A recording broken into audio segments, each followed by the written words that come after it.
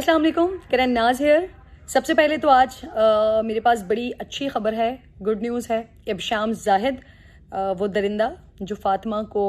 परेशान कर रहा था, पिछले 4 सालों से अजियत दे रहा था, मुसलसल मैसेजेस कर रहा था, थ्रेट कर रहा था, धमकियां दे रहा था, उसके वालिद की जान लेने की बातें कर रहा था, वो अल्हम्दुलिल्लाह गिरफ्तार हो गया है। और फयाजुल हसन चौहान साहब ने खुद प्रेस कॉन्फ्रेंस की और इस प्रेस कॉन्फ्रेंस में उन्होंने बताया, तो ये बहुत बड़ी कामयाबी है उन तमाम बच्चियों के लिए, लड़कियों के लिए, ख़वातीन के लिए और उन तमाम माशरे में रहने वाले मर्द हजरात के लिए भी जो ख़वातीन को न सिर्फ प्रोटेक्ट करना चाहते हैं बल्कि माशरे को अच्छे साइट पे, गुड नोट पर लेकर जाना चाहते हैं। तो ये आप तमाम लोगों के लिए, हम सब के लिए यकीनन एक बहुत बहुत बड़ी बात है, बड़ी खुशी की बात है। सेकेंडली, मैं जिस टॉपिक पर आज बात करने वाली हूँ वो बेसिकली 2 साइड टॉपिक्स हैं। एक मैं बात करना चाह रही हूँ सरवत गिलानी वाले इशू पर, सरवत गिलानी एंड फरीहा अल्ताफ़। जिस दिन ये वीडियोस सामने आई हैं, इनफैक्ट उसी दिन वो मेरे प्रोग्राम का भी हिस्सा थी, और जिस तरह से हमारी फ़नकार बिरादरी ने, जिसमें माहिरा ख़ान, दीगर लोग, वो तमाम लोग भी शामिल थे, पिक्चर्स भी साथ साथ मैं आप लोगों को दिखा देती हूँ। जिस तरह से इन्होंने प्रोटेस्ट किया, जिस तरह से इन लोगों ने आवाज़ उठाई, जिस तरह से इन लोगों ने बात की, ऑब्वियसली ये इस वक्त वो तमाम फैमिलीज़ जिनके साथ ये ज़्यादतियाँ हो जाती हैं, सानेहा मोटरवे हो, मरवा का केस हो या दीगर लोग हों, ये तमाम लोग हकदार हैं इस बात के कि हमारी सिविल सोसाइटी, हमारी फ़नकार बिरादरी वो इस चीज़ पर आवाज़ उठाए, उनके इंसाफ के लिए बात करे। लेकिन फिर जब चीज़ की एक हसासियत होती है, उसकी नज़ाकत होती है, जब आप उसकी नज़ाकत को अंडरस्टैंड ना कर पाएँ तो फिर बड़ी तकलीफ़ होती है। जैसे सरवत और फरीहा अल्ताफ़ की वो वीडियो सामने आई जिसमें फरीहा सरवत से पूछ रही हैं कि हम क्या कर रहे हैं, और सरवत उन्होंने अपने हाथ में वो पोस्टर भी पकड़ा हुआ है और वो उस पर बता रही हैं, अंग्रेज़ी में वो लोग बात कर रहे हैं और वो उस पर बता रही हैं कि जी हम बड़े प्रोफेशनल हो गए हैं, हम प्रोटेस्ट में जा रहे हैं, हम प्रोटेस्ट की तैयारी कर रहे हैं, हम ड्रेसअप भी उसी हिसाब से हुए हैं एंड ब्ला ब्ला ब्ला। जिस वीडियो से थोड़ा सा एहसास ये होता है कि शायद एक अच्छे कॉज के लिए उन दोनों ने, ख़वातीन ने और उन तमाम के साथ, तमाम फ़नकार बिरादरी ने बेहतरीन कॉज के साथ काम किया, बट शायद उसकी हसासियत को अंडरस्टैंड नहीं कर पाए, या फिर उसकी हसासियत को जानते भी हैं तो एक चीज़ को जहन में रखें कि बड़े बड़े वाक़यात हो जाते हैं लेकिन लोगों की ज़िंदगियाँ रुकती नहीं है। तो सरवत और फरीहा ने फिर उसके बाद वो वीडियो जिस तरह से सोशल मीडिया पर आई, लोगों की तरफ से ऑब्वियसली ऐसी चीज़ है कि तनकीद का निशाना बनाया जा रहा है। मैं समझती हूँ कि सरवत को, फरीहा को इस चीज़ पर एक्सक्यूज़ कर लेना चाहिए कि हमारा जो मकसद था वो किसी को तकलीफ़ पहुँचाना नहीं था, हम तो खुद चाहते थे। ऑब्वियसली कोई भी खातून, मैं नहीं समझती कि कोई भी खातून ये सोचे कि जी इस चीज़ को, जो प्रोटेस्ट है, इस प्रोटेस्ट का या हिस्सा नहीं बनना, या हिस्सा ना बनते हुए इसे सपोर्ट नहीं करना। सपोर्ट तो हर कोई करना चाहेगा, ऑब्वियसली हर किसी की माएँ, बहनें, बेटियां हैं, हर कोई चाहता है कि माशरे में तहफ़्फ़ुज़ हो, हर कोई इसको सपोर्ट करेगा। लेकिन हाँ, कभी कभी हसासियत का एहसास आपको नहीं रहता, तो वहाँ पर मैं समझती हूँ कि फरीहा और सरवत गिलानी को इस चीज़ के ऊपर एक्सक्यूज़ कर लेना चाहिए। हमने भी कोशिश की, समा टीवी ने भी कोशिश की कि उनसे बात की जा सके, उनका पॉइंट ऑफ व्यू लिया जा सके, तो उस पर सरवत की जानिब से मना कर दिया गया कि वो इस चीज़ पर बात नहीं करना चाहती। फरीहा का आई डोंट नो कि वो क्या इस पर पॉइंट ऑफ व्यू अपना रखे हुए हैं, बट एक तरफ आप जब खुद सरवत या फरीहा या इसके अलावा दीगर लोग, एक तरफ जब आप लोग खुद CCPO के बिहेवियर के ऊपर तंज करें, तनकीद करें, और ऑब्वियसली वो बिल्कुल दुरुस्त है, तो फिर दूसरी तरफ आपका अपना अंदाज भी इस मामले को लेकर संजीदा होना चाहिए। एक और शख्सियत का मैं यहाँ पर फिर साथ साथ जिक्र करना चाहूँगी। मुझे नहीं पता कि इस वीडियो के बाद और ख़ास तौर पे जो मैं बात करने जा रही हूँ उस बात के बाद आप लोगों का रिएक्शन क्या होगा, कितनी गालियाँ आप लोग मेरी प्रोफाइल पर आकर दे रहे होंगे, बट क्योंकि ये कंट्रोवर्सी क्रिएट हुई और मैंने आज एक वो वीडियो देखी जिसमें निदा यासिर अपोलोजाइज़ कर रही हैं, तो उसके बाद मुझे वो सेगमेंट, वो क्लिप देखना पड़ा आप लोगों से बात करने के लिए कि आखिर ऐसा हुआ क्या था कि जिसकी वजह से निदा यासिर को इतना ज़्यादा बुरा भला कहा जा रहा है, बाकायदा उनको गालियाँ दी जा रही हैं। तो मुझे वो क्लिप देखना पड़ा और यकीन जानिए वो जो फेसबुक पर और दीगर जगहों पर वो 13-15 मिनट का क्लिप आया हुआ है मरवा की फैमिली के साथ का, मैं उसमें से ज़्यादा 6 या 7 मिनट का क्लिप देख सकी हूँ। और जिसमें मुझे जिन चीज़ों का अंदाज़ा हुआ वो चीज़ें मैं आप लोगों के सामने रखूँगी, क्योंकि मैं खुद ये रेप केसेस, विक्टिम की फैमिलीज़, उनके साथ जाकर प्रोग्राम करती हूँ, मेरे प्रोग्राम में होते हैं। लेकिन अगेन जब मैं इस तरह की कोई चीज़ देखती हूँ तो मेरे अंदर इतनी हिम्मत या इतना तप्पड़ रहता नहीं है कि मैं उसको बर्दाश्त कर सकूं। तो वो जो 6-8 मिनट का सेगमेंट देखा वो मैं बर्दाश्त नहीं कर पाई। लेकिन कहीं पर भी मुझे जिस चीज़ पर आई डोंट नो, मुझे अभी तक नहीं पता, लेकिन लोग कह रहे हैं कि आपने देखा कि निदा यासर ने कितने फजूल सवालात पूछे, किस तरह से वो विक्टिम की फैमिली के साथ, मरवा की फैमिली के साथ किस तरह से वो बात कर रही थी, किस तरह से गुफ्तगू कर रही थी। तो प्लीज़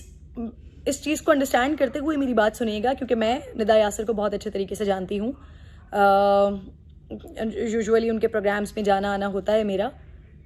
एक एक शख्स होता है, वो कैमरे के आगे होता है और एक कैमरे के पीछे होता है। तो निदा यासर जिस तरह से आप लोगों के साथ कैमरा के सामने बात कर रही होती हैं, वो बिल्कुल उसी तरह से कैमरा बंद हो जाने के बाद भी होती हैं। मैंने उनको डुअल पर्सनैलिटी नहीं पाया है। फिर दूसरी चीज़ ये कि हर फील्ड मुख्तलिफ होती है। जो करंट अफेयर शोज़ करते हैं जिसमें न्यूज़ होती है, इस तरह की न्यूज़ होती है,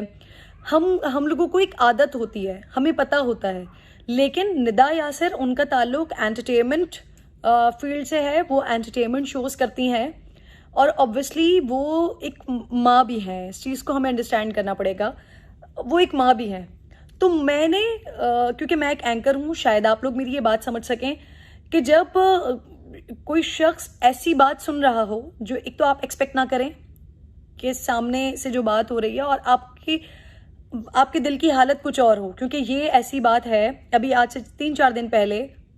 मेरी लाहौर मोटरवे केस की जो खातून है, उनकी फैमिली से बात हुई है। मुझसे बात नहीं हो पा रही थी, मैं फ़ोन पर जिस तरह से उनसे बात कर रही थी मुझसे नहीं बात हो पा रही थी। मुझे समझ नहीं आ रहा था कि मैं उनसे क्या सवाल पूछूं, क्या बात करूं, किस तरह से करूं। तो निदा इस तरह के शोज़ नहीं करती हैं। मुझे कहीं पर भी जितना मैंने 7-8 मिनट का क्लिप देखा, मुझे कहीं पर भी ये महसूस नहीं हुआ, कहीं मुझे ये नहीं लगा कि वो खुदा न खास्ता पेरेंट्स की बेइज्जती करने की कोशिश कर रही हैं या अपनी टीआरपी को बढ़ाने के लिए कोई इस तरह के सवालात कर रही हैं कि जिस पर कोई कंट्रोवर्सी क्रिएट हो जाए। जब इंसान इस तरह की बातें सुनकर ये शॉक में आ जाता है या परेशान हो जाता है या उसको समझ नहीं आता कि आपने कहाँ पर किस तरह की बात करनी है, तो वो ये बौखलाहट या हवास बाख्तगी तो हो सकती है, लेकिन ये कहीं पर भी एक प्री प्लान्ड और एक बदतमीज़ी नहीं हो सकती। प्लीज़, मैं बहुत जिम्मेदारी के साथ ये बात कर रही हूँ क्योंकि मैं ये प्रोग्राम्स करती हूँ, मुझे इनकी नौयत का एहसास है। मुझे बहुत अच्छे तरीके से पता है कि ये कितने संजीदा नौयत के, कितने तकलीफ दे प्रोग्राम्स होते हैं और जो लोग वहाँ पर बैठकर बात कर रहे होते हैं, जो एंकर्स बात कर रहे होते हैं, जो होस्ट बात कर रहे होते हैं, उनके लिए एक बड़ा मुश्किल वक्त होता है। आप इस चीज़ को अंडरस्टैंड करने की कोशिश करें कि वो खुद खातून 3 बच्चों की माँ है। उनका एक छोटा इसी एज का गालिबन 5 है 7 साल का उनका अपना बेटा है। तो आप इस चीज़ को अंडरस्टैंड करने की कोशिश करें कि वो जो पूछना चाह रही थी या वो जो बात कर रही थी, वो कहीं पर भी वालिदैन की खुदा न खास्ता ना बेइज्जती मुझे नहीं लगी, ना कुछ टीआरपी वाला सिलसिला था जो 6-7 मिनट का मैंने क्लिप देखा। मैं बार बार आप लोगों को ये बात बता रही हूँ, कहीं पर भी इस तरह की कोई चीज़ नहीं थी। वो उनकी वो फीलिंग्स थी, वो तकलीफ थी जिसकी वजह से वो बहुत शॉकिंग वे में बात कर रही थी और शॉकिंग वे में पूछ रही थी। हाँ, वर्ड्स चेंज हो सकते थे, शक्ल की जगह अगर वो चेहरा पूछ लेती। ऑब्वियसली मैंने आपको बताया कि वो एक एंटरटेनमेंट साइट के प्रोग्राम्स करती हैं। ऑब्वियसली वो शायद इस तरह की चीज़ों को या तो इतना सोचती ना हो कि अगर 3-4 दिन कहीं पर लाश पड़ी हुई है तो वो ख़राब होना शुरू हो जाती है, एंड बहुत सारी फिर मुख्तलिफ बातें निकलती हैं। मैं अपनी ये रिस्पॉन्सिबिलिटी और जिम्मेदारी समझती हूँ कि यहाँ पर अगर निदा यासर की जगह कोई और भी खातून होती और उन्होंने ये प्रोग्राम किया होता और उसके बाद अगर इस तरह की कंट्रोवर्सी क्रिएट होती तो मैं उनको भी आकर इसी तरह से डिफेंड कर रही होती, क्योंकि आप लोग व्यूवर हैं, आप देखने वाले हैं। लेकिन मैं ऐसे प्रोग्राम्स करने वाली हूँ, तो मैं किसी की बॉडी लैंग्वेज को देखकर, मैं किसी की गुफ्तगू को देखकर ये अंदाज़ा लगा सकती हूँ कि वो किस अंदाज में बात कर रही हैं, कि मकसद क्या है उनका। तो निदा यासर के क्लिप से मुझे कहीं पर भी ऐसा नहीं तासुर मिला, ऐसा नहीं लगा कि वो बेइज्जती करने की कोशिश कर रही हैं, वालिदैन की इंसल्ट करेंगे। जो 6-7 मिनट का क्लिप मैंने देखा, और सबसे ज़्यादा जो मुझे लोगों की आवाज़ें आ रही थी वो यही आ रही थी, जो सोशल मीडिया पर देख रही थी, कि इतने बेहुदा सवाल पूछ रही हैं कि बच्ची की आप लोगों को पता कैसे चला, बच्ची की शक्ल सही थी, उससे नहीं पहचान पाए। मुझे नहीं मालूम कि आप लोगों को इसमें क्या बेहूदगी लग रही है, लेकिन जब जो लोग इस तरह के प्रोग्राम्स नहीं करते, उनका जब सामना होता है ऐसे विक्टिम्स के साथ, ऐसे विक्टिम्स की फैमिली के साथ, तो लफ्ज़ों का हेर फेर आप इसे कह सकते हैं, लेकिन ये कहीं से भी बेहूदगी और बदतमीज़ी नहीं है। इसकी बजाय शक्ल पहचानी जा रही है। कैसे पहचाना आपने? शक्ल उसकी सही थी, वो उनकी जगह कह देती कि चेहरा शनाख्त में आ रहा था। शायद आप लोगों के लिए ये नॉर्मल होता, क्योंकि आप लोग जो न्यूज़ शोज़ में देखते हैं वो इसी तरह के तर्ज तखातुब के साथ देखते हैं। उसके बाद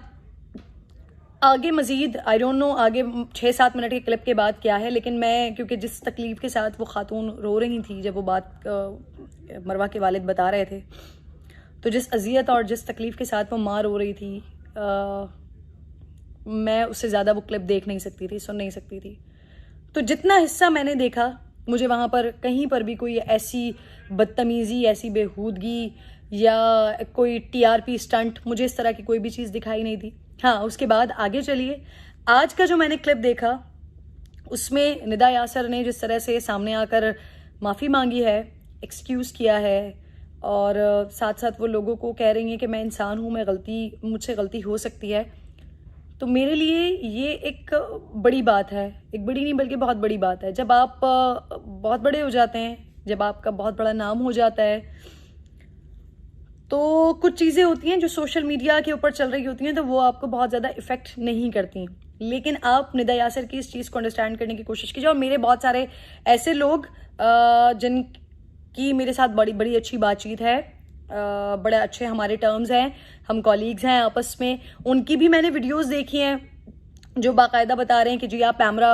को जाके यहाँ पर कंप्लेन कर सकते हैं कि जी ऐसा ऐसा यहाँ पर शो चल रहा है, इसको बैन किया जाए, इसको बंद किया जाए। बहरहाल,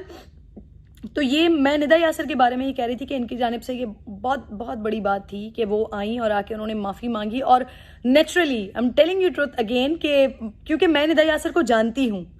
इसी वजह से मैं इतनी उनके लिए बात भी कर रही हूँ।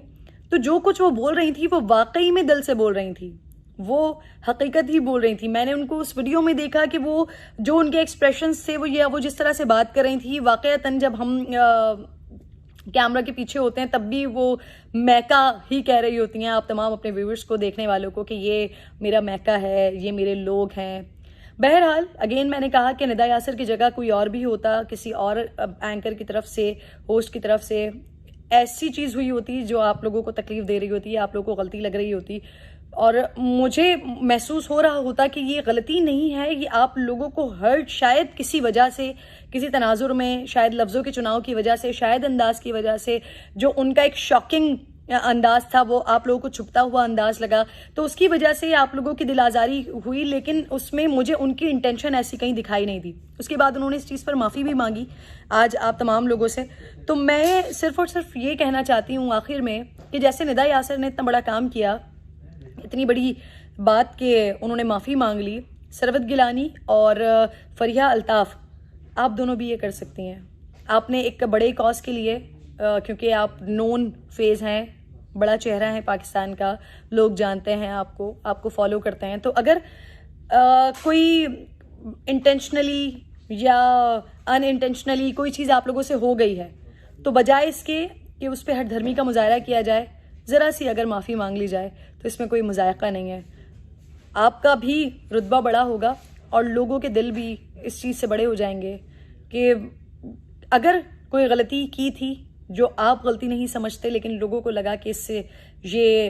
गलत चीज़ थी जो आपसे हो गई, तो वहाँ पर अगर आप लोगों से माफ़ी मांग लेते हैं तो पाकिस्तानी आवाम का दिल बहुत बड़ा है, आपको माफ़ कर दिया जाएगा। बस थोड़ा सा ये सोच लीजिएगा कि जो आप लोग कर गए हैं वो गैर संजीदगी हो गई है। Thank you very much.